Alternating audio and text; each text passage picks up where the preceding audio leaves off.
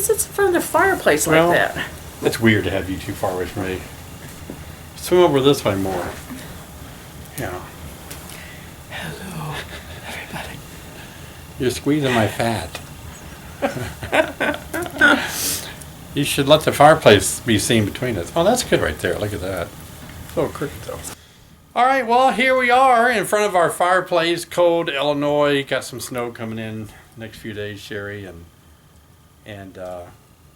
so what's been going on? I've been making a lot of video blogs, and it's been a lot of fun making those.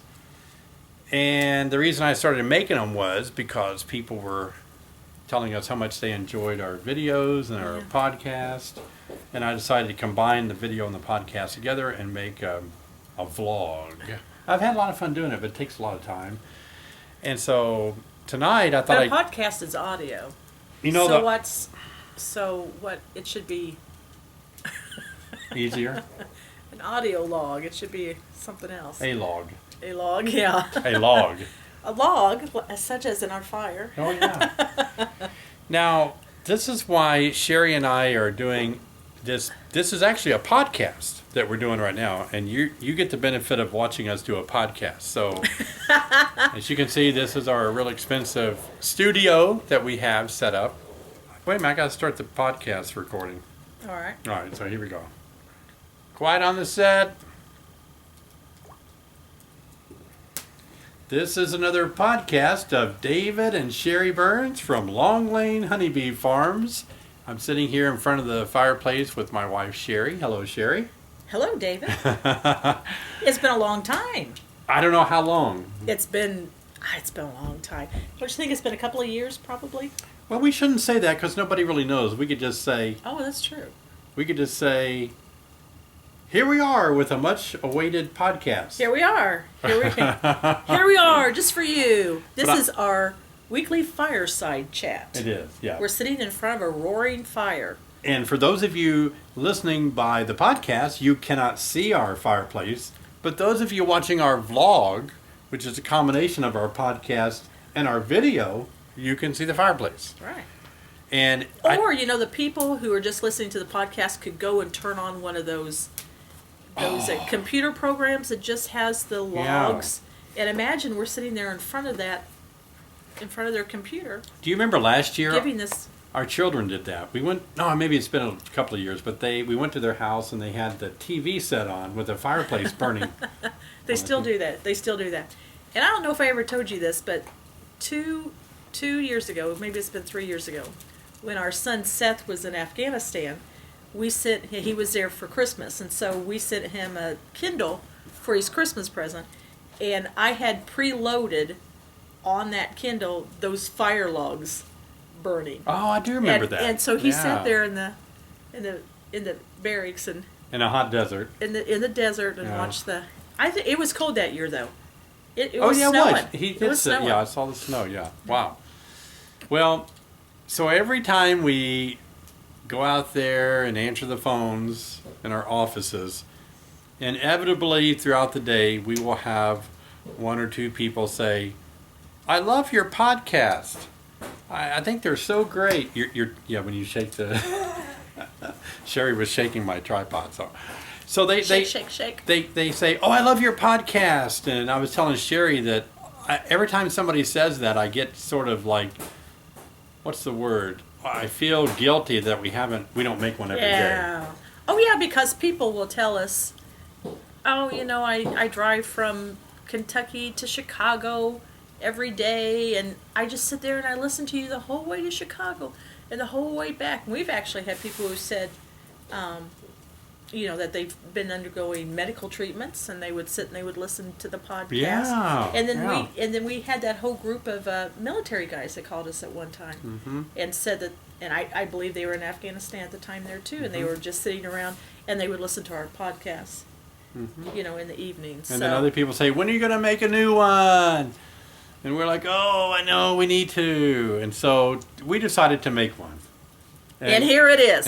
This is very boring at this point, but we are making one. And I don't think content means anything to people. I sure hope not.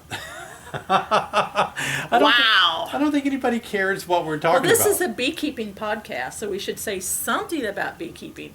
But this is January. Okay, let's get the beekeeping stuff out of the way. Nothing goes on in January in an apiary. Nothing goes on in a bee yard. No, very quiet. Let's see. There was Very a new cold. cold and quiet and rainy, snowy. Well, it is this year. Yeah, It is. It's at 50 degrees today for January Yep. the 8th. That's yeah. very unusual for Illinois. Now there's a new study that just came out a couple of days ago. I forget. It was either by the EPA or the USDA about like neonicotinoids or pesticides on bees, if it's harming bees or not. I apologize for not knowing which outfit did the study, but I think it was EPA. Yeah. But anyway, they determined that these pesticides on these farm chemical pesticides only hurt bees on cotton and citric, like fruit trees, I guess. Citrus. Mm-hmm. Citrus, yeah. And not on corn and beans. And so when I first read that, I was like, duh. Yeah. Why would a bee go on corn? Yeah, yeah. So it all had to do Field corn. Yeah. Now they do go on sweet corn. Yeah. So it all has to do with where bees are landing, right? Yeah. If bees aren't landing, I mean, if Pesticides would be good on just a lot of things. Yeah. Then, you know, if the So- bees aren't going to it. a good way to look at it, if our playground, we have the play set outside that Christian plays on, the wooden play set. If we sprayed pesticide on it, it wouldn't hurt the bees It wouldn't hurt the bees. because the bees aren't It getting is good on for it. bees to go to a play set. So I don't know. I need to read the study and talk to some of my friends about it. But so if the bees aren't getting into the pesticide, if they're not going to corn and beans and not getting into it, but they are getting into it on cotton and citrus, shouldn't the EPA or whoever it is say, oh, that's because bees are getting into it? But it seemed like the article that I read, the way I read it was, the jury is still out because it doesn't hurt bees when bees go to corn and beans, or so I don't know. But Around here, they don't. They don't. They don't go They on field don't. corn. They don't go on the soybeans. I've wanted to establish clear evidence that bees go to sweet corn, or I'm sorry, soybeans. But I can't. I have walked out in the soybean fields and looked for bees. Last year I found one. And I think she was just lost. she was not out there. There was no bees going on the soybeans. I don't know. I'm more surrounded by soybeans. Yeah. Our bees, I don't know if our bees going out there. But didn't you say it was also because of the way the bloom is? It's down inside the plant and they don't spend any time, Right. maneuvering their way down in there to Yeah. try to find that. When there's so much other stuff, they just... The foliage is so, green, Dense. and the flowers are small. Now they're very small. Oh, they are? Oh, and tiny. And I think that's all been altered over the years a little bit. But it's just not... now, some people are going to call us and write us Yeah. and say, I'm no, sure they're it might great. be true in some areas. Some places. And with yep. certain sorts of seed. And certain soils make a difference, the pH I'm in sure. soil and all that. So we're not going to rule out soybeans, but we are soybeans around my place. But, the citrus trees, we can't get citrus without honeybees. Right. So, Yeah. they're covered, they're covering the blooms on citrus trees. And I Yeah. don't know anything about cotton, though. But you grew up around cotton. Mm-hmm. My mom and dad worked the cotton fields by hand in the 30s. Yeah. Yeah. So I don't know. Well, they probably a little bit older than that, weren't they? It Yeah, was they more in the were 30s. probably maybe in the 40s. 40s. Yeah. Yeah. So they went out. But I don't even think I know what a cotton plant looks like. Oh yeah, you do. We've seen it when we go to Arkansas. I've seen it with the white Yeah. fluffy stuff already. Oh, but like I've not after it seen the dies plant off, with the yeah. flower. Yeah. Is it a little flower? Is it a... can you see it flowering? Like you can citrus trees, you can see those flowering. But is it... I think so. It must be more visible than soybeans. We apologize. We're not botanists here. We go to Just, we go to department stores and buy cotton jeans and cotton shirts, cotton sheets. We think cotton comes from a store. That's right. That's right. Cotton comes from a store.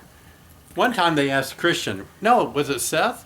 I think it was Seth. They were giving him one of those tests, like a kindergarten test, see if he was, ready to go to kindergarten or something. I don't remember, but they they did ask him where ketchup came from. So where does ketchup come from? And the answer apparently was tomato, but He said the store. the store. And his answer was correct. Ketchup comes from a store. I mean, I know a lot of Yeah. women who do make ketchup, but Yeah. a 6-year-old knows that ketchup comes from the store. He was younger than that. I mean, Yeah, he was. He was younger than that. He than was probably 6. 5. Yeah. Yeah. Yeah, he was. He was young. Yeah, he was just barely 5. Hey, Christian, come here a minute. Oh!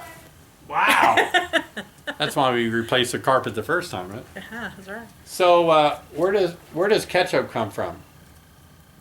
Tomato. Oh, tomato. See? All right. When you're It's 8 years because old. he's 8. He knows Yeah. that now, but... I know, I was just guessing. Where does apple juice come from? Apple. Oh, he's on. He knows it all. Okay. All right. I'm blocking our view of the fire. Ooh! Do you see it? Can you tell me more? No, that's okay. I'll think up some more maybe. Okay. Sherry, anyway, so I'm glad we're doing this podcast and I'm glad we talked about honeybees a little bit. Well, yeah, but the other study that came out, I don't want to say that it came out recently, but the reason it came to the forefront recently is because we were talking a lot about condensation in hives in the wintertime, and a lot of condensation in the hives being one of the biggest reasons for hive failure in the wintertime, and people just don't even understand that. They don't even realize. Bees have to be dry. They don't realize what goes inside of a hive in the wintertime, and all those little bodies are creating all this moisture. The heat is creating all this moisture, creating this condensation, which can rain down on the bees. And so, we have a product that helps to cut that condensation quite a bit, our winter bee kinds. But this study that was done by the USDA, and they were talking about how all this condensation, they believe, is also leading to the proliferation of mites Oh, yeah. inside of a hive. Yep. And so cutting out that condensation, that humidity, getting that humidity out of a hive, is going to help with the mite issue too. So Yeah. that's a twofer Yeah. on this podcast. Now, 2 studies. now for a threefer, A threefer. you... A reefer? No, not a reefer. A reaper? A threefer. Not a griefer, no. A threefer. Would you want to talk about the little thing you put in, I forget, you know the name of it, the brood... Broodminder. I don't know what the website is. Because it was developed by an individual that has a lot of other products, and I think it's under his other products. We need to come back with that. But I bet you could Google Broodminder, and Broodminder is an app. It's a chip that you put inside your hive to determine what the humidity is inside of a hive. Barbecue or vinegar salt chip? What? You said it's a chip you put in your hive, like a barbecue potato chip, a salt and vinegar chip? Oh my gosh. No, it's not one of those kind of chips. It's not. It's a computer chippy dooey Oh, thing. okay. Yeah, computer chip. And it has an app that goes with it, and so it will read. You can, you just check your app on your smartphone, and as it's Bluetooth, so you can just look at it on your phone to see what kind of humidity is going on inside the hive, so you know what you need to do to it. But anyway, we had the fellow that made these, just like I said, just Google and you'll be He able to find invented them. it. Yeah, right. Created the concept or whatever. So Yeah. we had one of our customers got one of these brood minders and put it inside his hive. And then he used our winter bee kinds that we have. So when he put the brood minder in, the humidity was 100% humidity. And this was probably the month of December, I would say. I think so. 100% humidity, put that winter bee kind in there.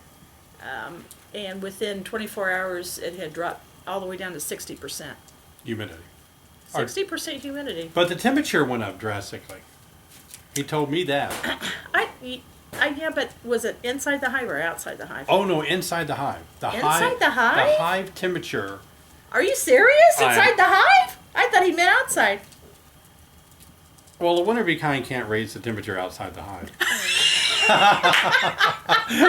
If we did, we would sell those to everyday people in the wintertime. Warm up your yard with a winter Are bee you hive. cold? Is it winter and you're cold? Just get a winter bee kind and wrap it around you. You know, it I didn't mean that.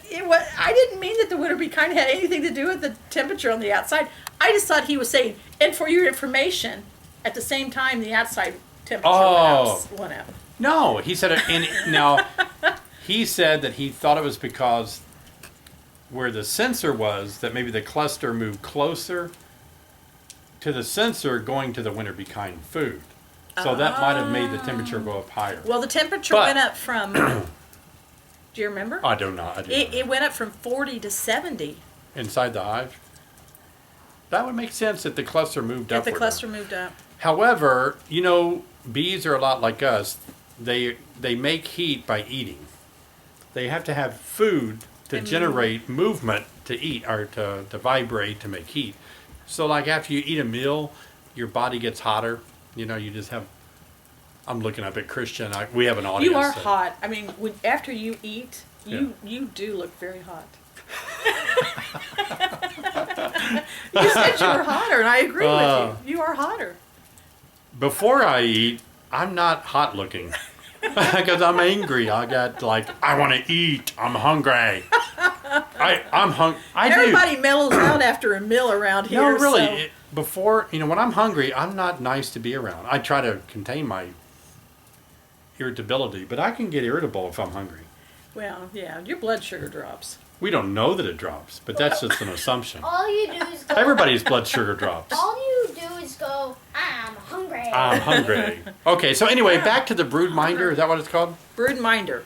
So we don't want to promote that because it's. I'm okay promoting it, but I don't want to use that as a scientific study that everybody jumps on. Oh, you mean just the one customer? Yeah. Yeah. You know what I mean? Yeah. So to really do a thorough data study on it, you'd have to have 100 hives with, one blind study, 100 hives out. All hives had to be equal. Right. But there's no other explanation, though, for a drop in humidity in 24 hours. That's correct, yeah. You know.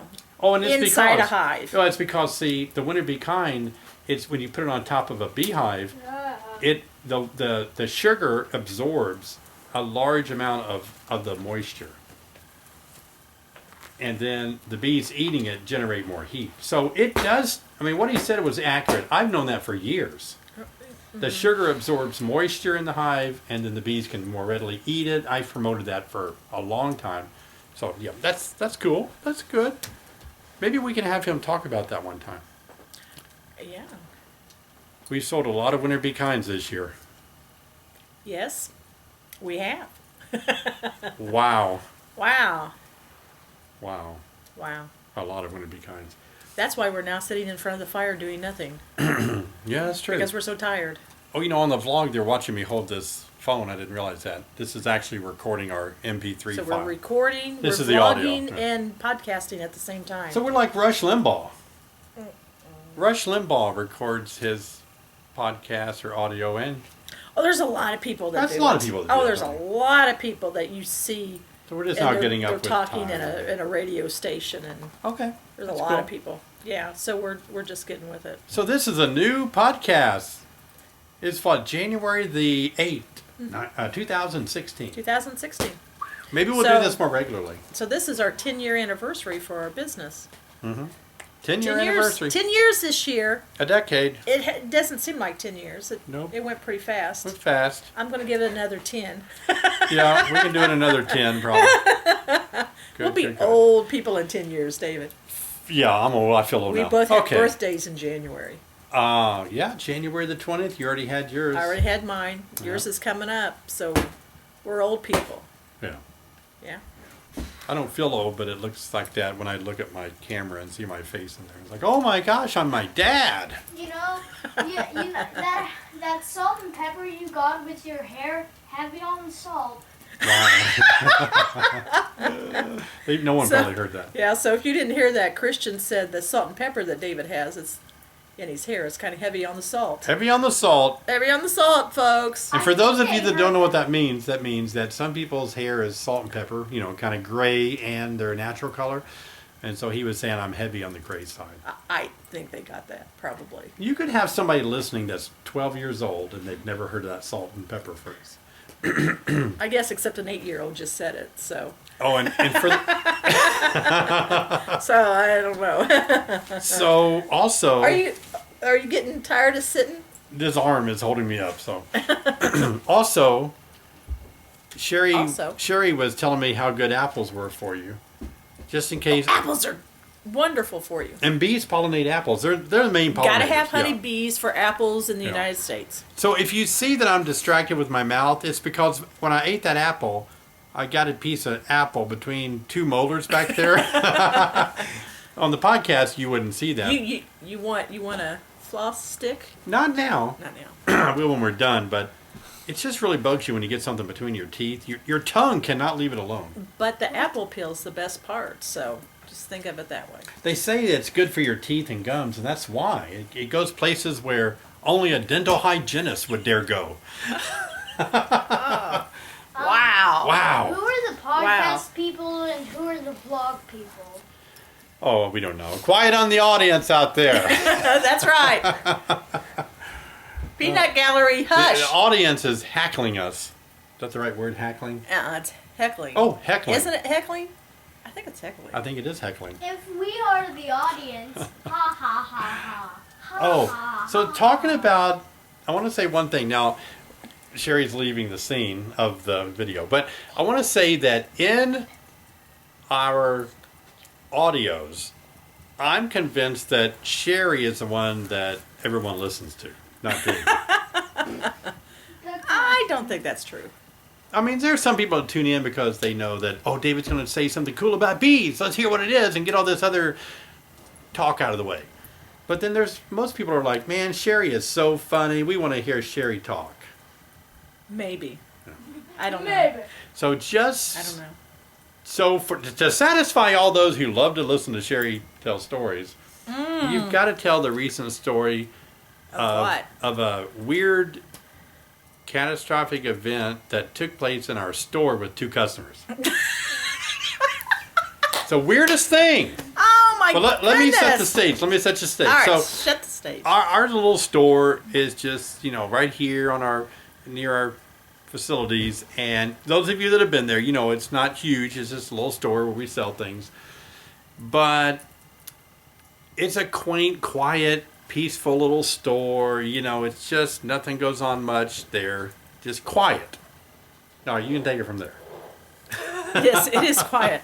It is very quiet. So this particular day, we had 2 customers in the store. There were various children, I think, running around, and so I was helping both of them kind of simultaneously do different things, and I had to step out of the store for a little bit and get something for somebody. And when I came back, it was total chaos. I mean, it was, you wouldn't believe what happened, but apparently the lady was looking at a poster that I had on the wall, and so she needed to move the jacket display rack. She needed to move that jacket display rack out of the way because she wanted to take a picture of that poster. So when she grabbed a hold of that display rack, she actually pulled up on it, and it came apart. And so she was... And it was heavy. Yeah, it had like 20 jackets and 20 suits on jackets, it, yeah. and she was... and she couldn't hold it up, and she didn't want to drop it or anything, and so she was like this, and she was going, help me. Well, the other gentleman that was in the room, he turned around and said, oh, okay, I'll help you. Well, he went to help her, and we have a black dog, and the black dog was laying on a black mat. And he didn't see the black dog on the black mat. So he fell over the black dog, and he was just sprawled out on the floor. Wow. So I walked in here, and people go, help me. And I walked in, and here was this grown man just sprawled out on the floor, and I didn't know what was wrong with him. And a lady holding a jacket rack like this. And I was just like, I didn't know who to help first. I didn't know what had happened because I was only gone like 2 minutes, Yeah. and it just completely fell apart at that point. Was so funny. it was one of funny. those you had to be there to Had see to it. It be was there. hilarious. Yeah. It was How do you hilarious, help? and everybody was embarrassed, How and do you it's just like help? whatever. You help first. And the funny thing was that, well, the nice thing was nobody was hurt. No, You know, the no, guy- they were all laughing Oh too. yeah, and the it guy was a real tough, muscular guy that fell down. He didn't get hurt or anything, and it was just a funny event. Things like that go on occasionally, and that would have made a good video vlog. A video blog. I don't know a about blog. that, but Yeah, Just That's say true. vlog. vlog. Okay, so we need to wrap this up for 2 reasons. One, our fire's about to die out, oh, and 2, we need to make a video vlog. I'm sorry, I said that wrong. A vlog. yeah, It's it a would be video blog or Right. a vlog. a vlog. Yeah. So I need to get it out there so you can all listen to it. Oh, you And- mean you need to edit? And Yeah, get we need ready. to edit and all. I won't have to heavily edit it. Can I say one more quick thing about the vlog? It has really been good for me because it's teaching me a lot of editing skills, Okay. and I'm learning from when I look at, like right now when I'm looking at the camera, I'm discovering that it's tempting for me to look at the screen rather than the lens. So little things like that. It's going to be really good by the time December gets here, 12 months from now. The videos will look really cool because I'm Yeah, learning. they'll get better. Yeah, they'll get better. It's yeah. the same way with everything, with Yeah. our business. Yeah. Raising kids, you just get better as time goes on. I don't know. Did I get better raising kids? Yeah. Oh, okay. That's good. That's why you should have lots of kids, right? Finally, that last one. No, all of our kids are great. Yeah. Yeah. They're all good kids. Let's see. The other thing about a vlog is that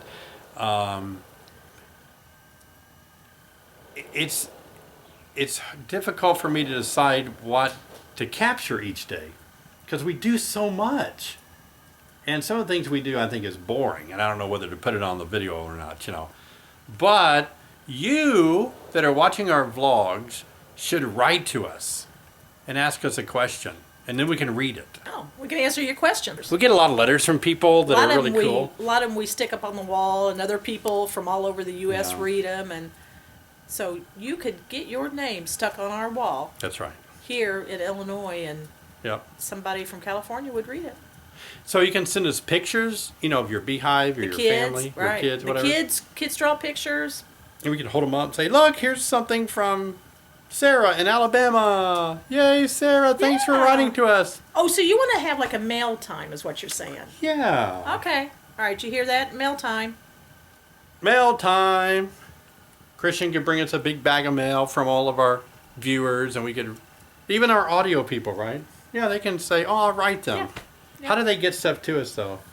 I'll put it up on the screen, like people point, like, see, you can see it right here. They point and say it's going to be right, and then it never is. I That's know. what I can't figure out. Why they do that? Yeah, they say, something's down here, you'll see it down here, and you never see do it down it. there. But if David forgets to do that, Yeah. which I could see why it would be easy to forget, it's always on our website at honeybeesonline.com. Our address is. The address. What if they email us? That's kind of bad. Can they email us? Well, it's hard to email us just because we get so many emails. That's what and- I'm saying, And yeah. we lose them all, and they go in spam boxes. And But if you want to try to email us, you can. Right? sure, I don't know what would you use? I don't know. I don't know either. What email address? Maybe we'll have to get a new one We could. We could could, call just it for mail mail. time at honeybeesonline.com. honeybeesonline.com. Yeah. Yeah, we could do that. That'd be good. All right. Would All it right. be MALE or MAIL? I don't know. It's MAIL maybe. All right. So Okay. that's it for us. Fire's dying down, and so are we. We're getting tired, and but hey, thanks for watching us. Keep getting more subscribers. I'm trying to get 50,000 subscribers by the end of the year, and I'm up to like 5,007 or something like that. Oh. Well, that wouldn't be bad. That wouldn't be You know? hard. I've been at 5,000 for a long time though. Oh. So I don't know what we're gonna do. Spur you on. Okay. To spur you on. That's See you right. later. Bye. Bye.